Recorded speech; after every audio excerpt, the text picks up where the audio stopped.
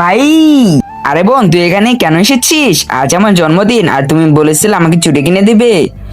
আরে দেখ বোন, আমি তো তোর জন্য চুড়ি বের করে রেখেছি। ও ভাই, চুড়িগুলো তো অনেক সুন্দর। হ্যাঁ বোন, এখন তুই বাড়ি যা, আমি বিকাল চুড়িগুলো নিয়ে আসবো। ভাই, আমার মেয়েকে একটা চুড়ি দেখান তো। এই নাও বেটা, বোনকে চুড়িগুলো দেখাও। এই নিন বোন চুড়ি। বাবা, আমার চুড়িগুলো পছন্দ হয়েছে। বেটা, এই চুড়িগুলো বের করে দেখাও তো। বোন এই নাও। হ্যাঁ ভাইয়া, এগুলোই। বোন একটু দাঁড়াও।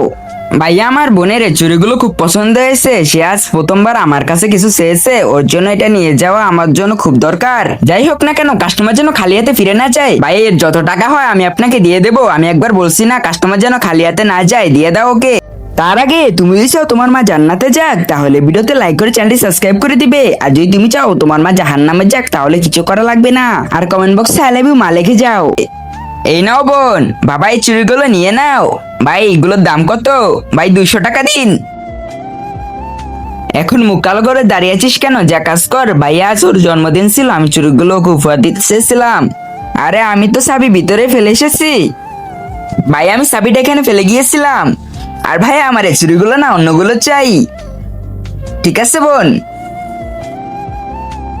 আরে মা, আমি চাবি ভিতরে ফেলে এসেছি, চল চাবিটা নিয়ে আসি। ভাই, ওই চুড়িগুলো আমার বোনের খুব পছন্দ ছিল, আজ ওর জন্মদিন ছিল। হ্যাঁ,